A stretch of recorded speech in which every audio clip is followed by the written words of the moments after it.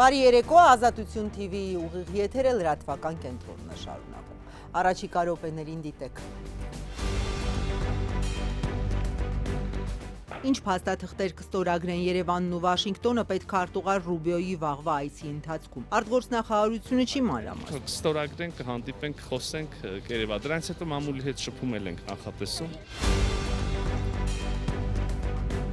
Երկաթուղու երասխի հատվածը Հայաստանի կառավարության ջանքերով նորոգելու մասին վարչապետի հայտարարությունից մեկ օր անց նրա կաբինետի անդամներն ասում են, ռուսների հետ նորոգման հարցով քննարկումները շարունակվում են։ Մենք քննարկումներ ունենք եւ բարբերաբար այս թեմայով քննարկումներ ունենք։ Փաշինյանը Գյումրիում իշխանափոխության անհրաժեշտություն է տեսնում, նրա անդիմախոսները ողջ հանրապետությունում։ Մոտ 2-3 ամիս է ասում են մի արեք, փորձանք եք վերում մեր ժողովրդի գլխի։ Պատերազմը չի վերջացել, պատերազմը շարունակվում է։ Արցախի նախկին պետնախարար Ռուբեն Վարդանյանը զգուշացնում է Ռուսաստան-Եվրամիություն բանավեճի վատ հետևանքների մասին։ Վարչապետի հետ բանավեճի բռնված արցախցի ակտիվիստ Արթուր Օսիպյանը Նիկոլ Փաշինյանից ներողություն է սպասում։ Իրեն փախած անվանելու, իր արժանապատվությունը վիրավորելու համար Թրամփը հայտարարում է կամ կլինի Ամերիկա-իրանական հրաշալի գործարք, կամ վերադարձ ռազմաճակատ։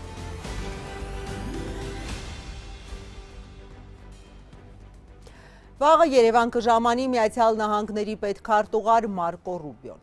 Արտգործնախարարությունը հայտնեց ծրագրված է երկկողմ փաստաթղթերի ստորագրում։ Նախորդին վարչապետ Նիկոլ Փաշինյանն ասել էր, որ առաջիկայում սկսվելու են թրիփի շինարարական աշխատանքները։ Արդյոք հենց թրիփին վերաբերող փաստաթղթերի մասին է խոսքը, արտաքին գործերի նախարարը այսօր չի մանրամասնել։ Դե իհարկե մամուլի համար գուցե անակնկալ էր, բայց մենք այս այցի ուղղությամբ պահագին աշխատել ենք։ Ես ինքս սպասում եմ մեր հյուրին, իմ հարգելի գործընկերոջը վաղը։ Մենք ունենք մի քանի փաստաթղթեր ստորագրելու եւ բոլորն էլ շատ կարեւոր։ Չեմ ուզում հիմա նախապես այդ մասին մանրամասներ հայտնել, կստորագրենք, կհանդիպենք, խոսենք Երևան։ Դրանից հետո մամուլի հետ շփում ենք նախատեսում։ Երեկ վարչապետ Նիկոլ Փաշինյանը հայտարարեց, չնայած երկաթուղին ռուսական կառավարման է հանձնված, Հայաստանն է նորոգելու երասխի հատվածը։ Այսօր սակայն նրա կառավարության երկու անդամներ պնդել են, թե քննարկումները ռուսների հետ դեռ շարունակվում են, ընդ որում նաև Գյումրի-Կարսի հատվածի մասով։ Արդյոք վարչապետն ու նախարարները չեն հակասում իրար։ Մենք նաև երասխի հանգույցի նորոգումն ենք սկսելու, ընդ որում Հայաստանի կառավարությունը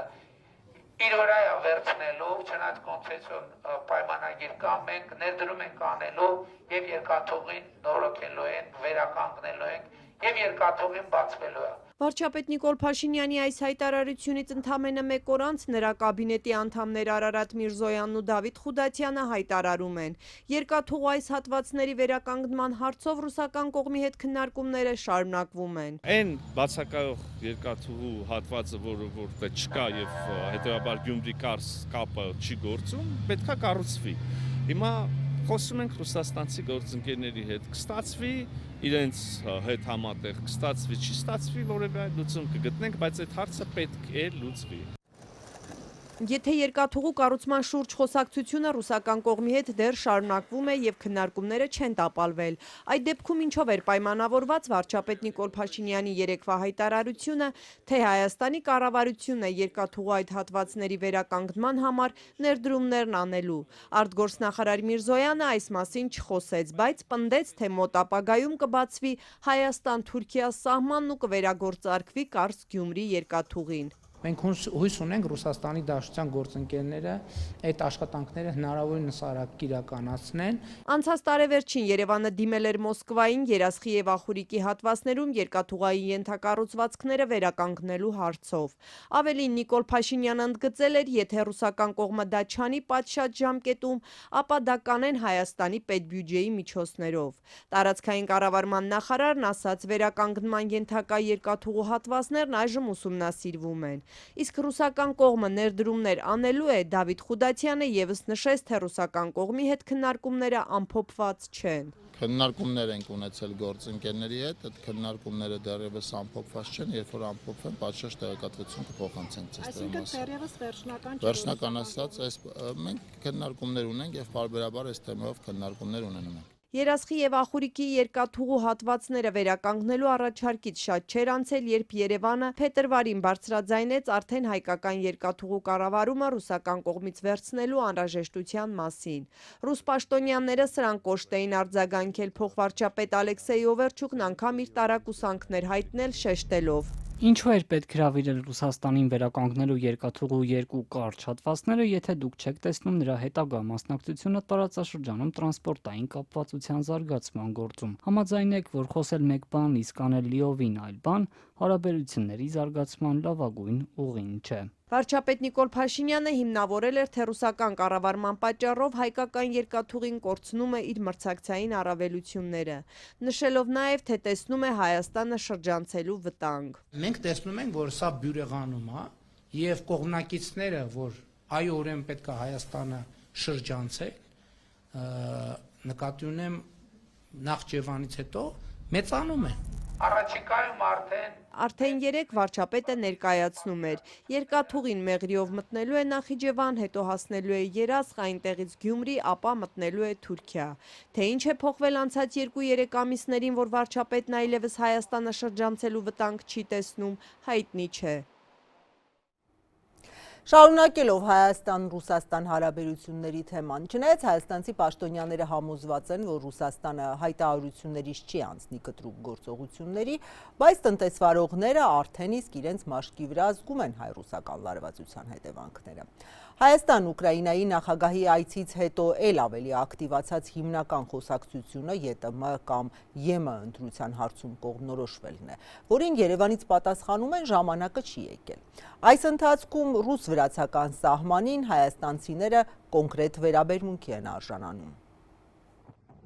Հայաստանյան ընտրություններից 2 շաբաթ առաջ Ռուսաստանը տնտեսական սահմանափակումներ է կիրառում Հայաստանի նկատմամբ, արգելելով մի շարք հայկական ապրանքատեսակների մուտքն իր շուկա։ Հայկական շուրջ 100 բեռնատարներ օրեր շարունակ կանգնած են Ռուսաստանի մուտքի մոտ։ Վարորդներն իրենց տարիների փորձից են եզրահանգումներ անում։ Սա քաղաքական ճնշում է։ Կան մեջները կոյնակ հայկական թղթերը մինչև մեզ 3-4 օր չեն բերում, որը սպասում են 18-ի, որը վազրատի։ Այս ամեն ինչը նախազգուշացում է, որ ինչ կսպասվի մեզի այլ տարբերակ ընտրելու դեպքում։ Վերջին շրջանում ռուս պաշտոնյաներ գրեթե ամենօրյա ռեժիմով Հայաստանին հորդորում են արագ կողմնորոշվել Եվրամիության ու ԵԱՏՄ-ի միջև։ Պաշտոնական Երևանը դեռ չի շտապում, ասում են, որոշում կայացնելու պահը չի եկել։ Այս շաբաթվա վերջին Աստանայում կկայանա ԵԱՏՄ բարձրագույն խորհրդի նիստը, որտեղ ըստ ռուս պաշտոնյաների Հայաստանի կարգավիճակի հարցն է քննարկվելու։ Քարոզարշավի մեջ գտնվող վարչապետ Փաշինյանը չի մասնակցի նիստին, փոխվարչապետը կգնա։ Մինչ այդ արդեն մի քանի օր է ինչ Հայաստանում են Ռոսսելխոզնադզորի աշխատակիցները։ Հայ գործընկերների հետ 8 ջերմոց եւ 4 ձկնաբուծարան են ստուգում։ Սրանք այն ընկերություններն են, որոնց ծաղիկներում ըստ Ռուսաստանի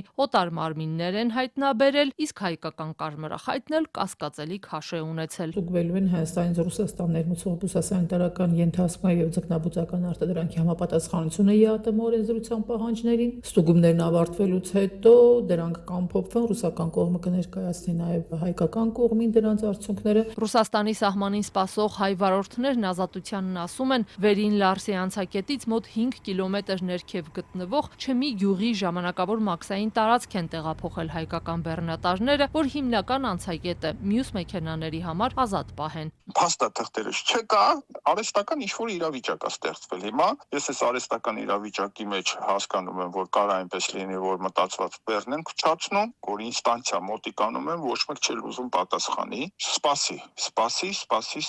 Աչքիս առաջ 5 հատ ծաղիկ, 2 հատ ելակ, 1 հատ ձուկ, 3 չառաջորի մաշկի առաջ ետ դարձրի։ Անանուն մնալու պայմանով բեռնատարների վարորդներից մեկը պատմեց, շուրջ 10 մեքենայով մոտ 190 տոննա պղպեղ էին փորձում Ռուսաստան տանել, չի հաջողվել, թեև Հայաստանում ստուգում են անցել, բեռները խնդիր չեն ունեցել։ Նույն արտահանողի բեռով եղել ենք 9 ավտո, 9-ից մեկը ես եմ, որը որ դեռ փաստաթղթերս չկա, ինձ ետ չեն դարձրել։ Ինձ հետի բոլոր մեքենաները ստացել են ետ դարձի ակտը, որ պետք է ապրանքը հետ վերադառնա Հայաստան։ Այդ մեքենաներն էլ ինձ հետ Հայաստանում անցել են ֆիտոզննում ու ստացել են ֆիտո, որ բանջարեղենի մեջ հիվանդություն չկա։ Եթե հենց հիմա ինձ արդեն հետ վերադարձնեն, մոտ 5 օրից շուտ ես չեմ հասնի Հայաստան։ 11 օր հետո պղպեղը, չգիտեմ, բերեցինք Հայաստան, ինչա լինելու։ Ռուսաստանն այս պահին սահմանափակել է հայկական ծաղիկների ներմուծումը, ջերմուկ հանքային ջրի եւ մի քանի ընկերությունների ալկոհոլային խմիչքի վաճառքը։ Ընդդիմադիր падգամավոր Գառնիկ Դանիելյանն այսօր ահազանգեց նաեւ, թե Բագրատաշենի անցակետից Հայաստանի ՍԱԱՏՄ-ն հետ է ուղարկել Ռուսաստան արտահանվող ելակը պատճառաբանելով, թե արգելված նյութ են հայտնաբերել բեռում։ ՍԱԱՏՄ-ից Ազատությանն ասացին, դա իրենց ամենօրյա աշխատանքն է, արտառոց վիճակ չէ։ Իսկ անորոշ ժամանակով Ռուսաստանի սահմանին մնացած հայ բեռնափոխադրողներն այս ընթացքում իրենց վնասներն են հաշվում ու պնդում, քաղաքական այս տարաձայնությունների պատճառով գործարարներն են տուժելու։ Սա հենց ինքը քաղաքական ճնշումներ է։ Հիմա ոնց հասկացանք ընտրությունների հետ կապված Հայաստանում փորձում են Ռուսաստանը իրենց ուժերի հավաստանը բեռնափոխադրողների միջոցով փորձում են ազդել ընտրությունների վրա։ Անցած տարի Հայաստանը 53 միլիոն դոլարի ծաղիկ է արտահանել, հիմնականում Ռուսաստան, 5 տարի առաջ արտահանումը ընդամենը 7-4 միլիոն դոլարի էր։ Վարչապետ Փաշինյանը երեկ որպես արտահանման այլընտրանքային ճանապարհ նշել էր Ախալքալաք Կարս երթուղին, ասելով, որ այն Ադրբեջանի երթուղու նման արդեն բաց է արտահանումների եւ ներմուծումների համար։ Թեև Փաշինյանը սա մեծ իրադարձություն է համարել երկրի տնտեսական կյանքում, բեռնափոխադրողներն ասում են ժամանակը ցույց կտա, բայց առայժմ ըստ նրանց ամենամոտ ու ամենամեծ շուկան շարունակում է մնալ Ռուսաստանը։ Ոմանք էլ կարծում են, որ այլընտրանքային շուկաների վերաբերյալ այսպիսի հայտարարությունները գուցե թուլացնի լարվածությունը։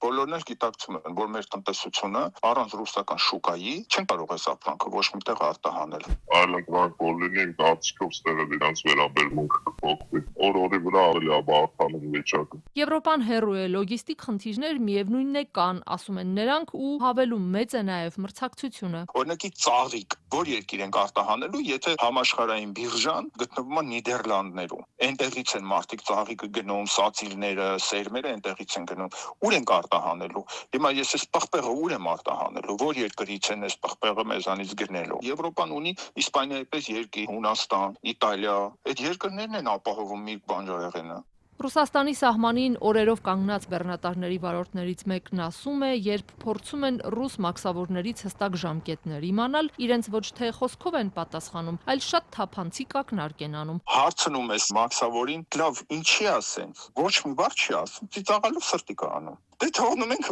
սա արդեն հանելուկ, թող լսողները իրանք կռահեն, ինչ ասել սրտիկով։ Գին էլ չէր, որ ասեմ, ես իրան հաճելի էի, ինձ սրտի կարեց։ Այդ ընթացքում Հայաստանում բուռն թափով շարունակում է նախընտրական քարոզարշավը։ Նիկոլ Փաշինյանի ընդդիմախոսներից Հայաստան դաշինքն առաջնորդող Ռոբերտ Քոչարյանը այսօր իշխանությանը մեղադրել է Ռուսաստանի հետ հարաբերությունները գիտակցաբար փչացնելու համար։ Դաշինքի անդամները քարոզարշավի էին վայքում։ Ինչ է լինելու Տիգրան հետ հունիսի 7-ից հետո։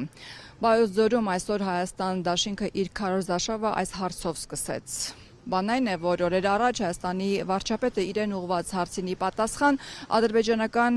անուններով էր նշել 3 անկլավներ։ Ինչից հետո ընդդիմադիրները պնդում էին, թե իշխանությունները հող են պատրաստում անկլավները, այդ թվում Տիգրանաշենը ադրբեջանցիներին տալու համար։ Այսօր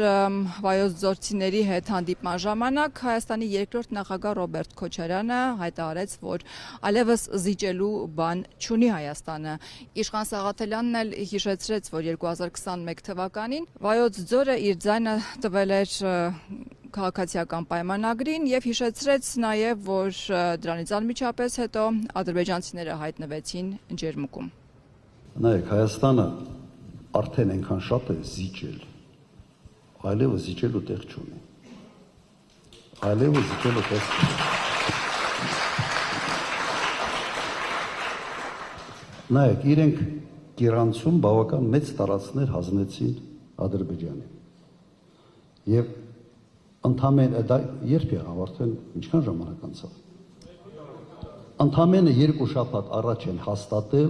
դելիմիտացիայի նորմատիվային փաստաթղթերը։ Չի եղել փաստաթղթեր նորմատիվային, որով դու պետք է դելիմիտացիան անես, բայց այնտեղ հողերը հանձնել են եւ հայտարարել են, որ արդեն դելիմիտացիան արել են։ Սա արդեն եւս մի քրեական գործ է, որը Նիկոլ Փաշինյանը շարունակել է։ Ընդհանուր մոտեցումը պետք է որոշվի, հստակեցվի եւ ընդհանուր մոտեցման մեջ այդ որոշումը ամբողջական որոշումը պետք է թղթի վրա դրվի եւ միայն վերջնական դառնալու հետո պրակտիկ հողի վրա պետք է անես։ Տիգրանաշենկը չի կարող ինքը անցնել Ադրբեջանին, ուղղակի բացառվում է։ Մի հատ sense ուսին խփեք, ասեք հանգստացի տղա ջան ու պատասխանի մի հատ պարզ հարցի։ Ասա որ դու Տիգրանաշենը չես պատրաստում հանձնել։ Այդտեղ էլ է կռուտի տնելու։ Գեոպոլիտիկան կատակ բան չէ։ Ռոբերտ Քոչյանը այսօր նաև աշխարհաքաղաքական թեմաների մասին խոսեց, փաստացի նկատի ունենալով հայ-ռուսական վերջին շրջանում ել ավելի սրված հարաբերությունները։ Անդրադարձավ Ռուսաստանի բարձրաստիճան պաշտոնյաների կողմից Հայաստանի իշխանություններին, Հայաստանի հասցեին հնչվող կոշտ քննադատությանը եւ մեջբերում եմ նրա խոսքերից ասաց, որ այսպես բզբզելով ոչ մի լավ տեղ Հայաստանը չի հասնի։ Չնայած ռուսական կողմի կոշտ քննադատությանը, բոլորովին վերջերս Հայաստանի ազգային ժողովի նախագահ Արեն Սիմոնյանն էր պնդել, թե հայ-ռուսական կոնֆլիկտը հրահրում են ռուսամետ ընդդիմադիր առաջնորդները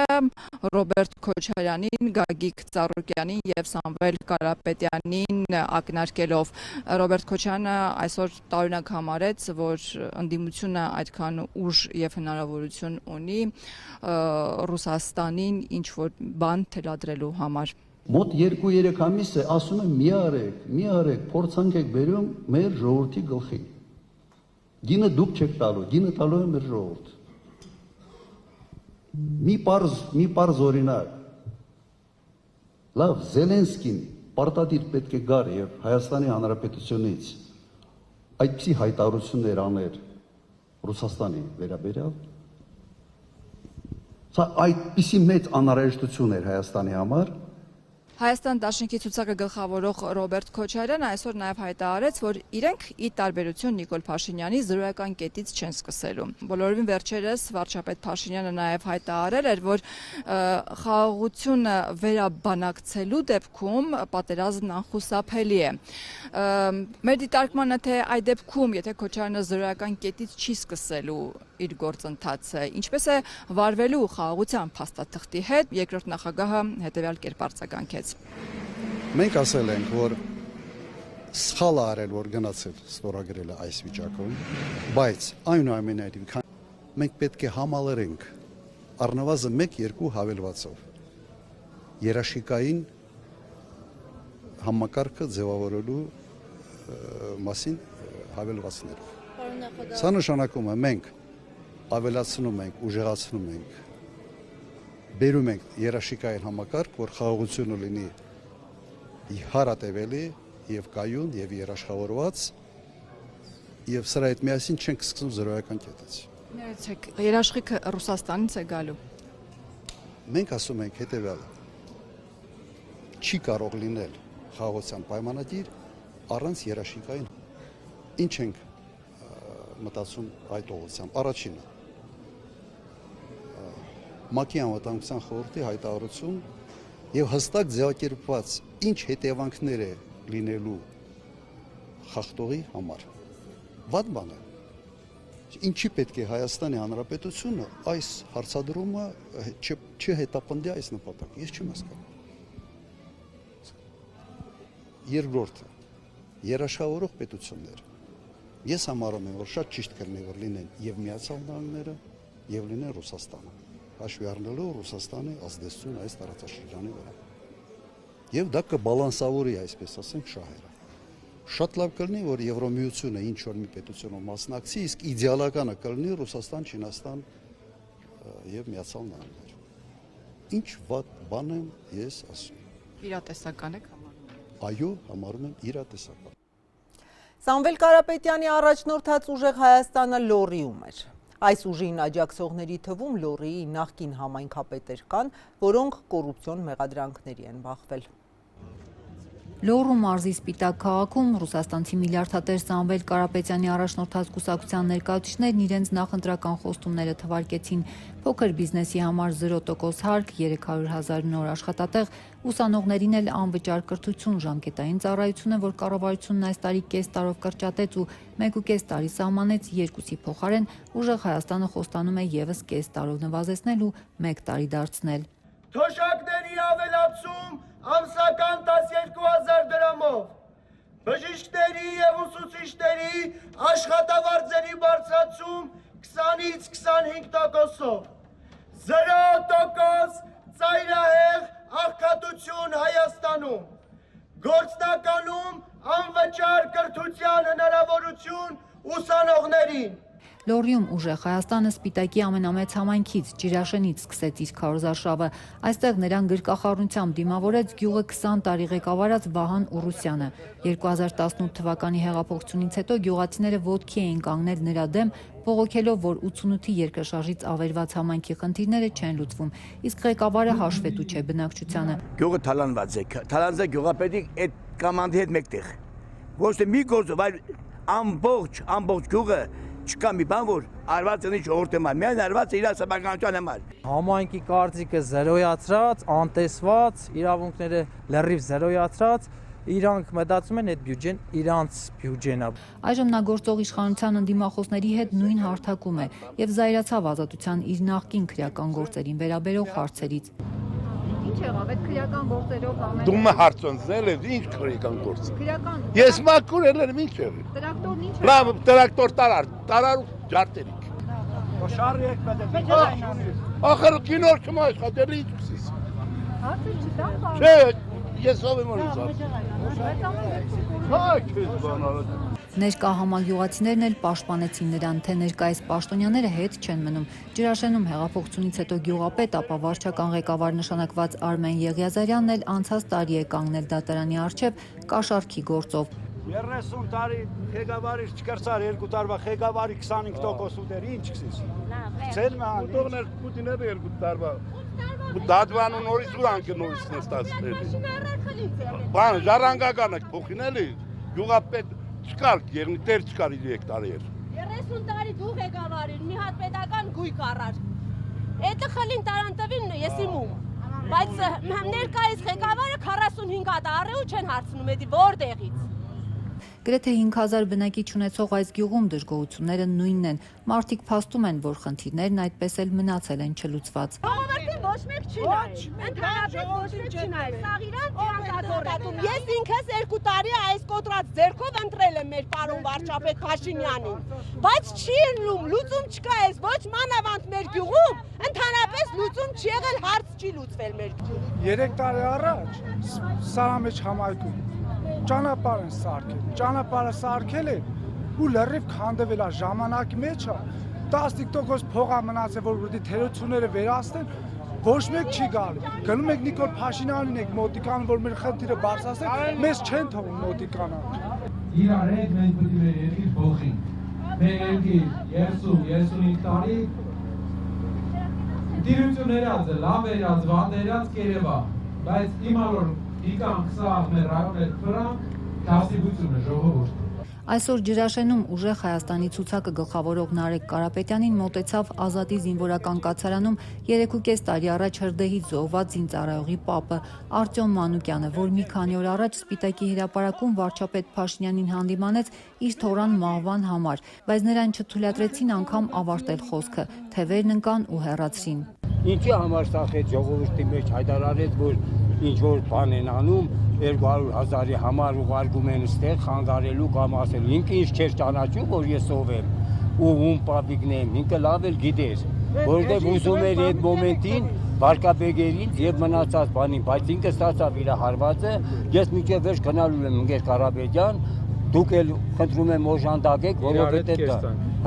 իրար հետ կեշտան։ Նույն այս հրապարակում այսօր Նարեկ Կարապետյանը դատապարտեց երկրի ղեկավարին տարեց տղամարդու նկատմամբ անհարգալից վերաբերմունքի համար։ Ժողովուրդ, այս մարդիկ կորցրել են, աստղայինը տարել է իրանց։ Իրանք էլ չեն գնահատում մարդկանց։ Երբ մարդիկ մոտենում են, անհարգալից են իրանց հանդեպ։ Մարդը իր զավակին կորցրել է, հարց է ուզում տա, անհարգալից են վերաբերվում իր հանդեպ։ Ամոթ, ամոթ, ամոթ։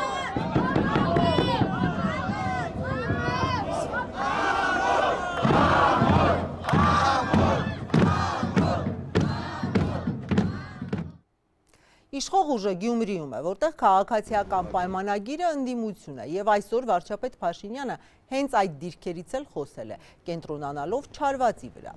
Այստեղ էլ ընտրություններից հետո հեղափոխություն է խոստացել։ Հիմա տեսնենք, թե ինչ նկատի ուներ արդյոք տեղական իշխանության փոփոխություն, որին մեկ անգամ արդեն գնացին, արդյունքում ընդդիմադիր քաղաքապետ ընտրվեց։ Նիկոլ Երեկոյան կայանալիք հանրահավաքին ընդառաջ վարչապետն ու նրա թիմակիցները այսօր գրեթե ողջ օրը շրջեցին Գյումրիում։ Նիկոլ Փաշինյանը ընտրողներին հորդորում էր տեր կանգնել խաղաղությանը, քարտեզներ, թխվածքաբլիթներ էր բաժանում ու մեկ ու մեջ էլ հարցերի պատասխանում։ Գյումրիում նոր ասացվածք լսեց։ Բարեկամությունն է, որ սկզբից կռվում ես, հետո էլ ասում ես լավ։ Ինչա, այդ ոնց է։ Մինչև չփխտորի լավ ասացվածք է։ Բայց չեն զուլալվում Գյումրի ընդդիմադիր իշխանությունների ու կառավարության հարաբերությունները։ Տեղի պաշտոնյաները պարբերաբար դժգոհում են, որ կառավարության հետ աշխատանքը չի ստացվում։ Գրություններն անպատասխան են թողնում։ Եթե ուրեմն այսօրվա ղեկավարած նախարարությունները մեզ ոտք չպահեն,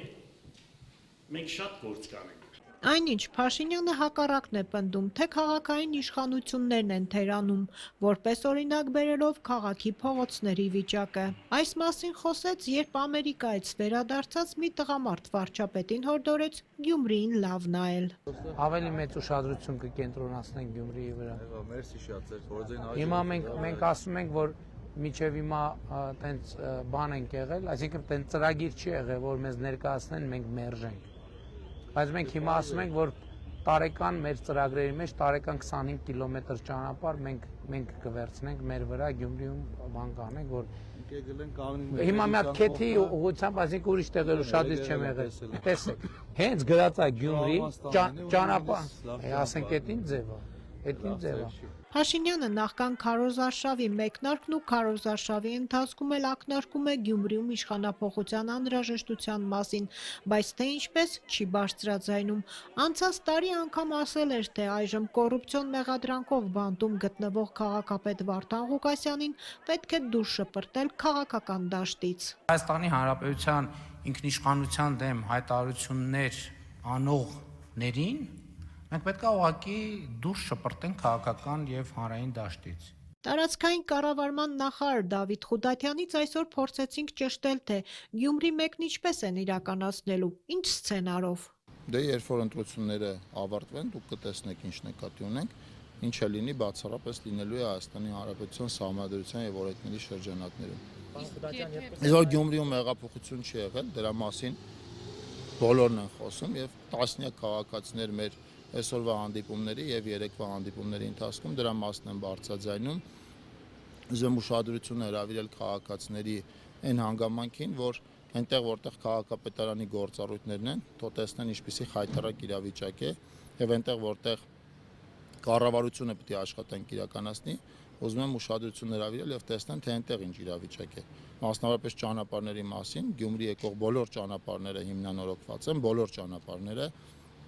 խոսքը Հյուսիս-Հարավի մասին է, խոսքը Երևան, Արմավիր, Իսահակյան, Գյումրի ճանապարհի մասին է, խոսքը Սպիտակ Գյումրի ճանապարհի մասին է, եւ ահա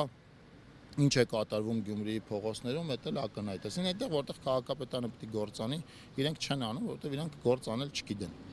Եվ շահագրգռված չեն գործանել, որովհետեւ գործանելու համար իշխանություն չեն ստացել։ Իշխանության գալուց կարճ ժամանակ անց հենց Գյումրիում անցկացված կառավարության արտագնանիստում Նիկոլ Փաշինյանը հանձնարարեց հանձնաժողով ստեղծել ու հաշվառել տնակներում ապրող ընտանիքներն ըստ կարգավիճակի։ Միայն Գյումրիում տնակում ապրող 2400 ընտանիքի հաշվառեցին։ Դրանից հետո 8 տարում 7 ընտանիքի են բնակարանի գնման վկայագիր տրամադրելու մի քանի տասնյակ տնակ ապամոնտաժել։ Այսօր պարզվեց, որ մինչև 2027 թվականը Գյումրին տնակներ թիկունքներից ազատելու խոստումը հետաձգվում է մինչև 2031 թվական։ Փաշինյանը տնակում ապրող կնոջն այսպես արձագանքեց.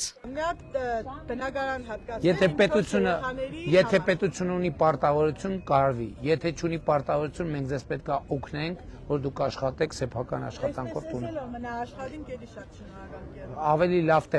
լավ պայմաններ ձեզ կառաջարկենք։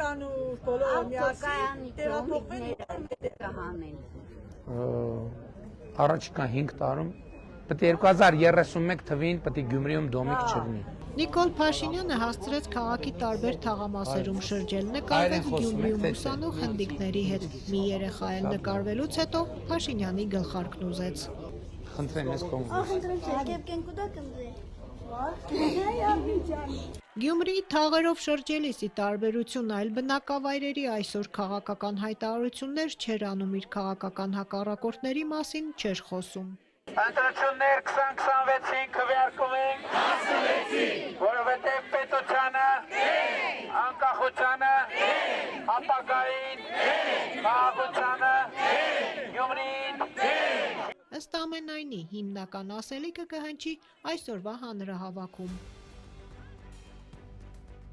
Եթերում Ազատության լրատվական կենտրոնն է, մեր լուրերին կարող եք հետևել նաև Ազատության տելեգրամյան ալիքում, իսկ այս ծրագրի երկրորդ մասում առաջարկում եմ դիտել։ Պատերազմը չի վերջացել, պատերազմը շարունակվում է։ Արցախի նախկին պետնախարար Ռուբեն Վարդանյանը զգուշացնում է Ռուսաստան Եվրամիություն բանավեճի վատ հետևանքների մասին։ Վարչապետի հետ բանավեճի բռնված արցախցի ակտիվիստ Արթուր Օսիպյանը Նիկոլ Փաշինյանից ներողություն է սպասում։ Իրեն փախած անվանելու, իր արժանապատվությունը վիրավորելու համար Թրամփը հայտարարում է կամ կլինի Ամերիկա-իրանական հրաշալի գործարք, կամ վերադարձ ռազմաճակատ։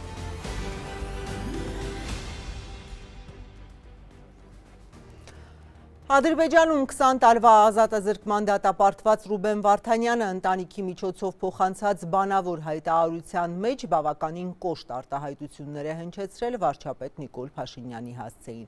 Դարձյալ բարձրաձայնել է հայ գերիների խախտվող իրավունքների մասին, օրինակ բերել, որ զրկված են անգամ ընտանիքից հագուստ ստանալու հնարավորությունից։ Ընտրությունների նախաշեմին նա կարծիք է հայտնել, թե Ռուսաստան Եվրամիություն, այսպես ասած կռվի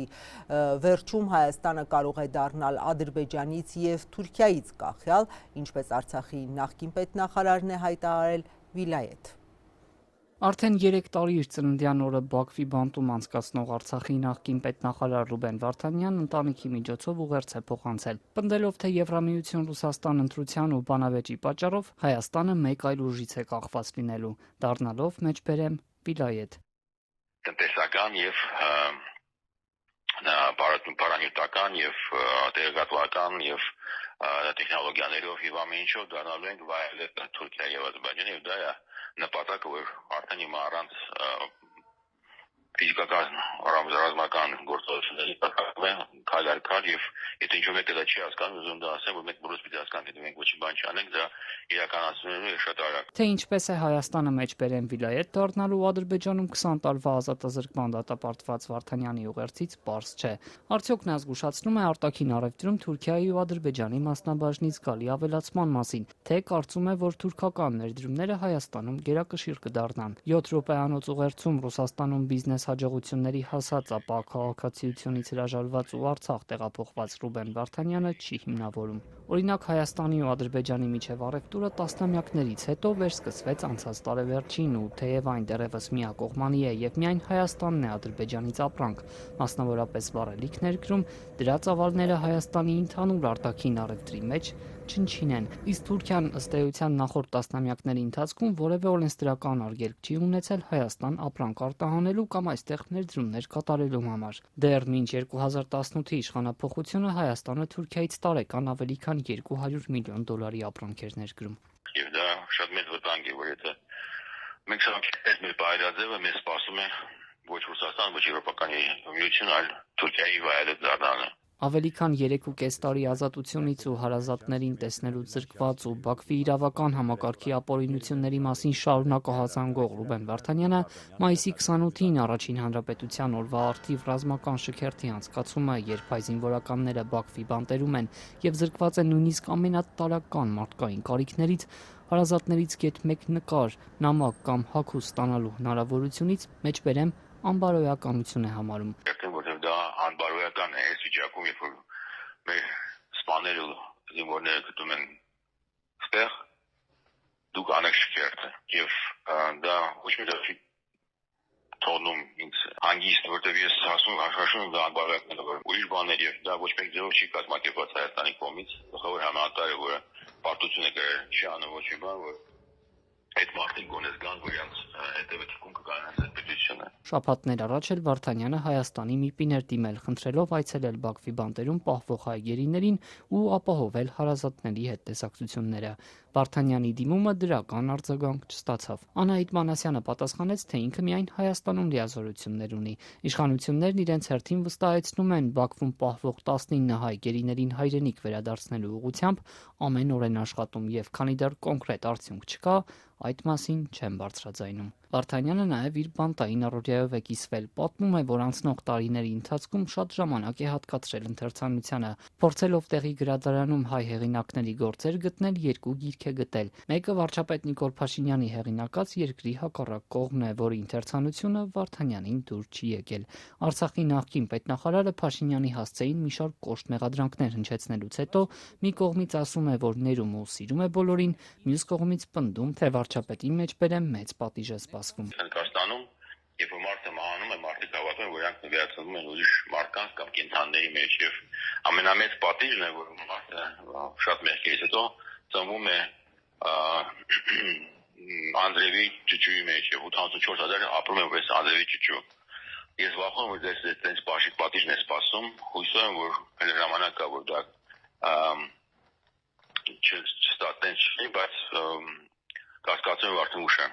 Վաղը Ադրբեջանի վերաքննիչ դատարանը կքննի առաջին ատյանում դատապարտված 15 հայ գերիների, այդ թվում Արցախի նախկին ղեկավարների հանրային պաշտպանների վերաքննիչ բողոքը։ Ինքը Ռուբեն Վարդանյանը հրաժարվել է դատական ակտը բողոքարկելուց։ Քանի որ այս գործընթացները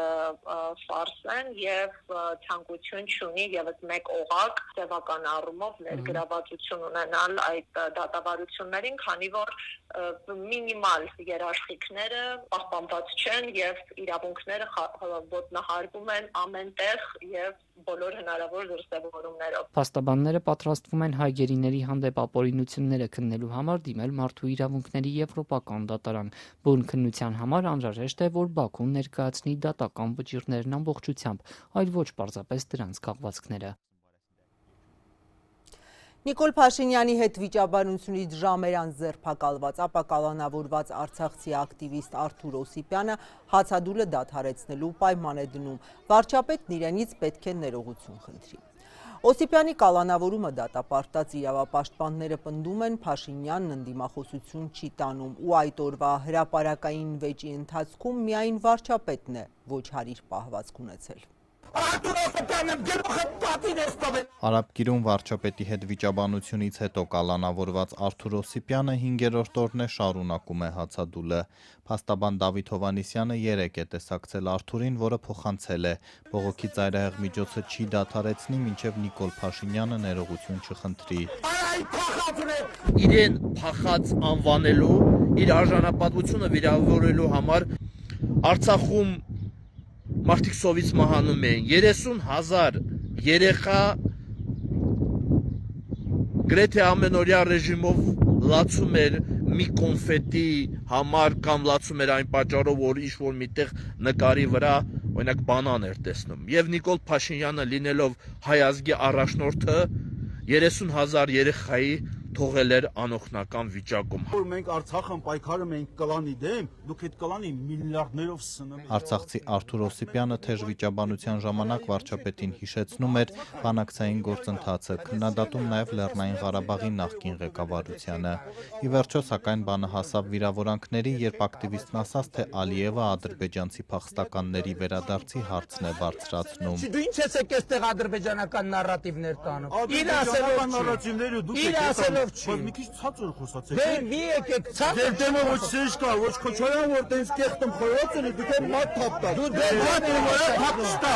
Ինչա՞ ցածր։ Դե եկեք ադրբեջանական Ադրբեջանի նարատիվներ ասում եք Արցախն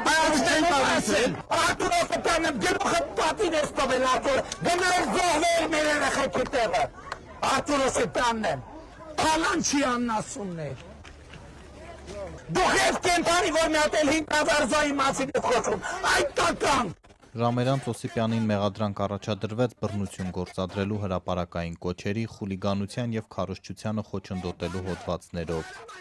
Փաշինյանի թիմակից նախարար Դավիթ Խուդատյանն այսօր հրաժարվեց մեկնաբանել քրեական գործը, բայց պնդեց, վարչապետը նկատի ունի միայն Լեռնային Ղարաբաղի էլիտային։ Ովքեր Լեռնային Ղարաբաղի բնակչությանը թալանելով, հարստարելով, Երևանում միլիարդների ունեցվածք են դիզել եւ հիմա Երևանում մեծ խոսում են ծովից ծով Հայաստան ունենալու մասին։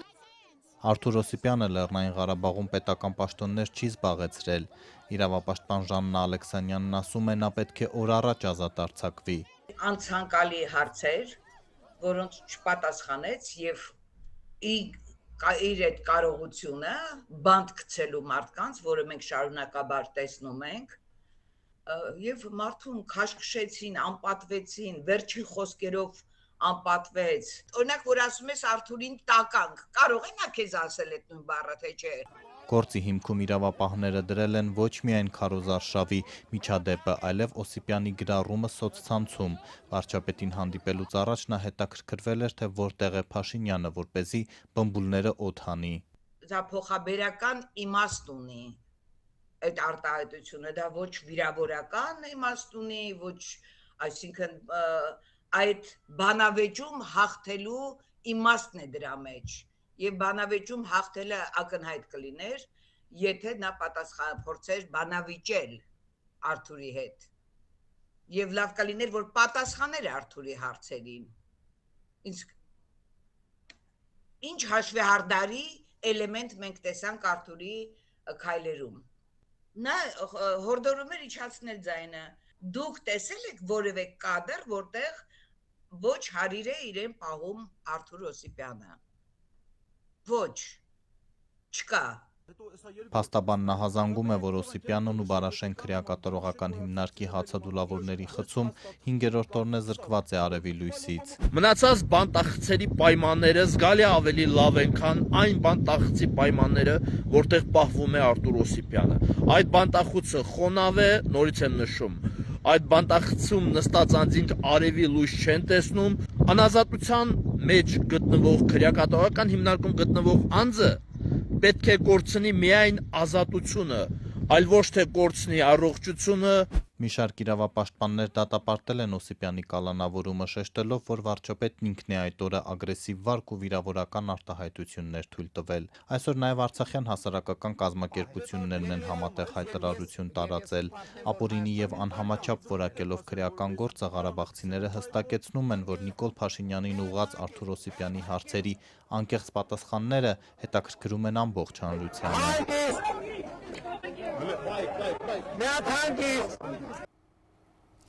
Միջազգային անցուդարձի մասին Հնդկաստան այցելած Միացյալ Նահանգների պետքարտուղարը հայտարարել է, թե այսօր Իրանի եւ Միացյալ Նահանգների միջև կարող է կնքվել գործարք։ Թեհրանը չի կարծում, թե փաստաթղթի ստորագրումը մոտ է։ Հիմա տեսնենք այս հայտարարությունները համաձայնության, թե նոր ռազմական բախման նախերգանք են։ Իրանի հետ բանակցությունները լավ են ընթանում, հայտարարել է ԱՄՆ նախագահը։ Դոնալդ Թրամփը սակայն զգուշացրել է, հնարավոր գործարքը պետք է լավը լինի բոլորի համար, այլապես ԱՄՆ-ն կվերսկսի ռազմական գործողությունները։ Կամ կլինի միայն հիանալի գործարք բոլորի համար, կամ ընդհանրապես գործարք չի կնքվի, եւ կվերադառնանք ռազմաճակատ եւ կրակոցներին, բայց ավելի լայն մասշտաբով ու հզորությամբ, քան երբևէ, եւ ոչ ոք դա չի ուզում։ Մինչ այդ էլ ԱՄՆ պետքարտուղարն էր հայտարարել, կամ Միացյալ Նահանգները լավ գործարք կկնքի Իրանի հետ, կամ հարցը կկարգավորի այլ ճանապարհով։ Մարկո Ռուբիոն սակայն շեշտել էր, Վաշինգտոնն ամեն ինչ կանի խնդիրը դիվանագիտությամբ լուծելու համար։ Նա նաև ասել է, որ սեղանին դրված է բավականին հստակ եւ հիմնավոր առաջարկ, որով Իրանը պետք է բացի Հորմուզի նեղուցը եւ կոնկրետ ժամկետում բանակցի միջուկային հարցի շուրջ։ Բոլորս պետք է շատ վստահ լինենք, որ կամ կունենանք լավ համաձայնագիր, կամ ստիպված կլինենք այլ կերպ վարվել։ Մենք կնախընտրեինք լավ համաձայնագիր ունենալ։ Իրանն այսօր հաստատել է, որ Վաշինգտոնի հետ հնարավոր փոխմբռնման հուշագրի որոշ հարցերի շուրջ սկզբունքորեն համաձայնել են ԱՄՆ-ի հետ, սակայն ըստ արտգործնախարարության խոսնակի դա դեռ չի նշանակում, որ Իրանը մոտ է փաստաթղթի ստորագրմանը։ Էսմայիլ Բաղային նշել է, որ բանակցում են պատերազմն ավարտելու շուրջ միջուկային ծրագրի հարցը, սակայն չի քննարկվում։ Դա եւ մյուս թեմաներին կանդրադառնան հրադադարին հաջորդող 60-օրյա ժամանակահատվածում, եթե հուշագիրը վերջնականապես համաձայնեցվի։ Բաղային շեշտել է, հուշագրում որևէ մանրամասն չկա Հորմուզի նեղուցի կառավարման վերաբերյալ, որը ըստ նրա Իրանի եւ Օմանի որոշելիքն է, քանզի նեղուցն այս երկրների տարածքային ջրերում է։ Եվ այս փուլում մենք չենք քննարկում միջուկային հարցի մանրամասները։ Իսկ թե ինչպես կկարգավորվի Հորմուզի նեղուցը, դա հարց է, որը լիովին կախված է նեղուցի ափամերձ պետություններից։ Իրանի գերագույն առաջնորդի ռազմական խորհրդականն էլ հայտարարել է, որ Հորմուզի նեղուցի կառավարումը Թեհրանի օրինական իրավունքն է եւ նպատակ ունի ապահովել երկրի անվտանգությունը։ Մոհսեն Ռեզային զգուշացրել է, եթե Միացյալ Նահանգները հարձակվի Հորմուզի նեղուցի վրա եւ մտնի Պարսից ծոց, ապա ցավոտ պատասխան կստանա։ Հորմուզի նեղուցի կառավարումը մեր օրինական իրավունքն է։ Ինչու պետք է Իրանը լինի Հորմուզի նեղուցի կառավարիչը, որովհետև մենք չենք ուզում ռազմական ներխուժում Պարսից ծոց։ Մենք կանգնեցրել ենք այդ ներխուժումը։ Ըստ ամերիկյան լրատվամիջոցների քննարկվող գործարքը վերջնական կարգավորում չէ։ Այն առաջարկում է 60 օրով երկարաձգել հրադադարը, վերաբացել Հորմուզի նեղուցը, իսկ միջուկային հարցը թողնվում է ապագային։ New York Times-ը բարձրաստիճան աղբյուրին հողումով գրում է, որ Վաշինգտոնն ու Թեհրանը նախնական համաձայնության են եկել պատերազմն ավարտելու եւ Հորմուզի նեղուցը վերաբացելու շուրջ։ Ըստ թերթի, սակայն ամենազգայուն հարցերը դեռ լուծված չեն։ Սպիտակ տնից էլ ասել են, որ համաձայնագրի մոտ 95%-ը բանակցված է։ Ու մինչ Թրամփը մի կողմից հայտնում է, որ Իրանի հետ բանակցությունները լավ են ընթանում, իսկ մյուս կողմից սպառնում նոր պատերազմով, Reuters-ը իր աղբյուրին հողումով հայտնում է, որ Իրանի գլխավոր բանակցողը, խորհրդարանի խոսնակն ու արտգործնախարարը մեկնել են Դոհա։ Ըստ իրանական լրատվամիջոցների պատվիրակության կազմում է նաև Կենտրոնական բանկի նախագահը։ Իրանցի պաշտոնյաները ըստ գործակալության Կատարի վարչապետի հետ կքննարկեն ԱՄՆ-ի հետ պատերազմը վերջ դնելու հնարավոր համաձայնագրին առնչվող հարցեր, սակայն ուշադրության կենտրոնում կլինեն Հորմուզի նեղուցի եւ Իրանի բարձր հարստացված ուրանի պաշարների հարցերը։ Ակնկալվում է, որ կքննարկվի նաև Իրանի սառեցված ակտիվների հնարավոր ապասառեցման հարցը։ Ու մինչ պարզ չէ, թե երբ եւ արդյոք Վաշինգտոնին եւ Թեհրանին կհաջողվի համաձայնեցնել մյուս հարցերը, Իսրայելը շարունակել է հարվածները Լիբանանի հարավին։ Կան զոհեր։ Իսրայելը պնդում է, որ թիրախավորում է Իրանի աջակցությունը վայելող եւ արևմուտքի կողմից ահաբեկչական ճանաչված Հեզբոլայի ենթակառուցվածքները։ Հեզբոլան եւս պատասխանել է, ինչի հետևանքով իսրայելցի 1 զինվոր է սպանվել։ Թողարկման թեմաները սրանք էին, ես ձեզ հրաժեշտ եմ տալիս ազատություն.am կայքում լրահոսը թարմացվում է սոցցանցերի մեր էջերում, նույնպես հետևեք հաջողություն։